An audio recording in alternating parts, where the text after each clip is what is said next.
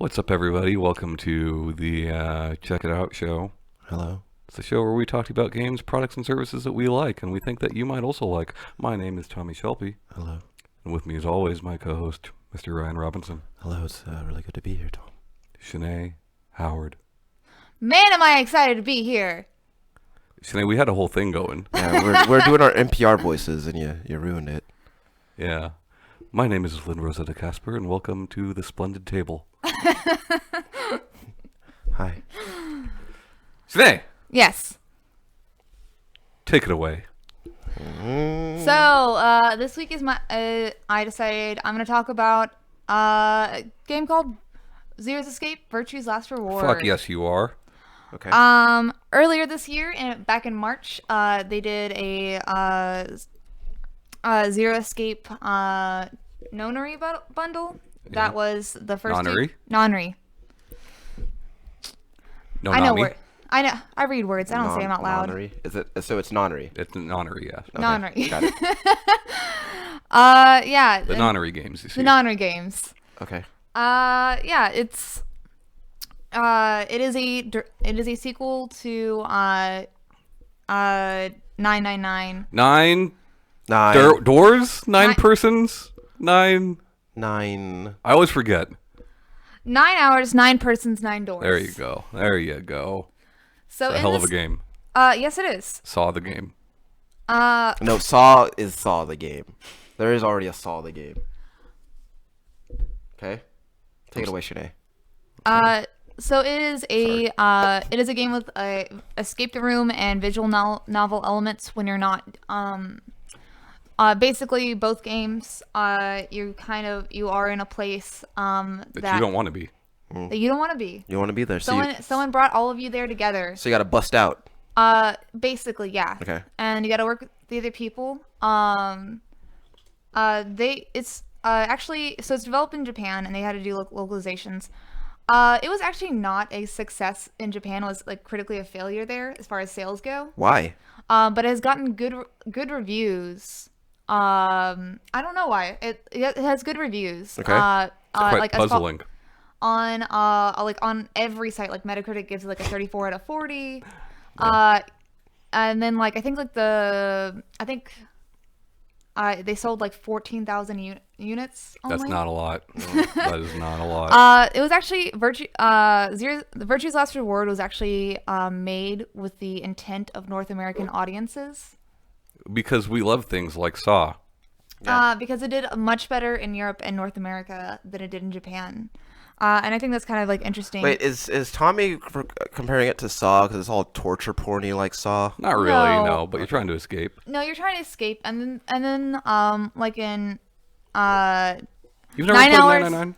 I played like 10 minutes of it. Well, so like Got bored. there's moments where Whoa. like the people will split up and go to like the wrong rooms and things like that, and like people can get harmed in certain ways, sort of. I think it's Virtue's Last Reward. I think it's really fun because like I said, there's visual novel aspects to it where you're like there's 9 other people with you, and you are obviously trying to solve this puzzle. So you like have your groups, and like you know who's like with you, and like you learn their stories and stuff. And then in between that, there's escape the room situations.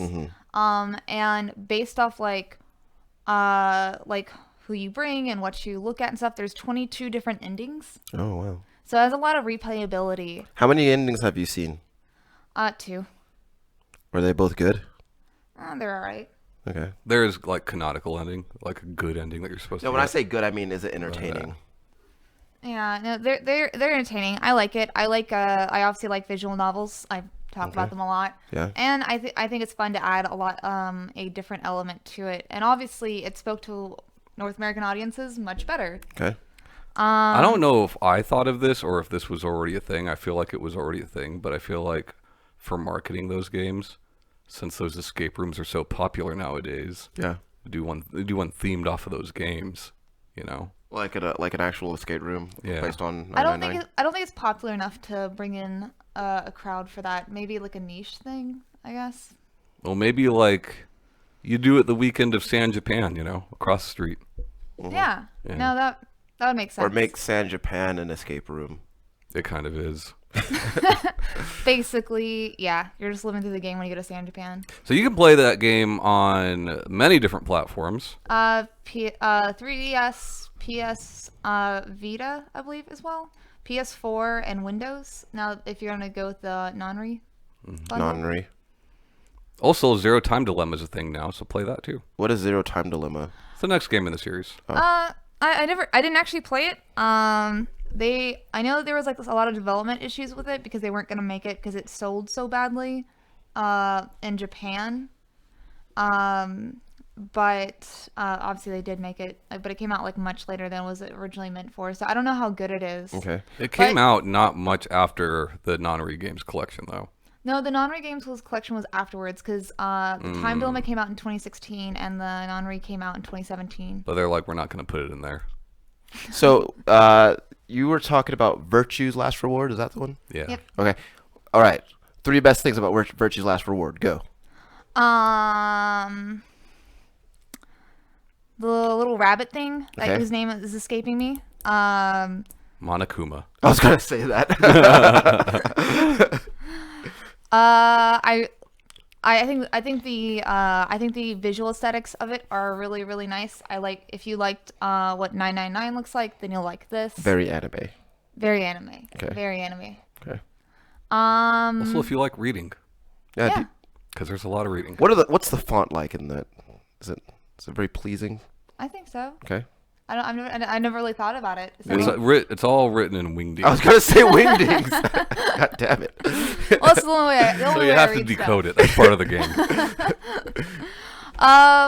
There are a couple times where the puzzles will feel a little bit repetitive, like you've done it before, but I don't feel like it is too bad on that aspect. Okay. It has gotten like a lot of people have named it as like a best game of like 2012 or whatever, but or one of them. Okay, so the best things about this game: a Monokuma, indecipherable font, and repetitive puzzles. Correct. No, anime. And anime. So there's 4 things. All right. Sounds like a great game. Yeah, should check it out. So play it, and we'll see you guys next week. Later. Bye, guys.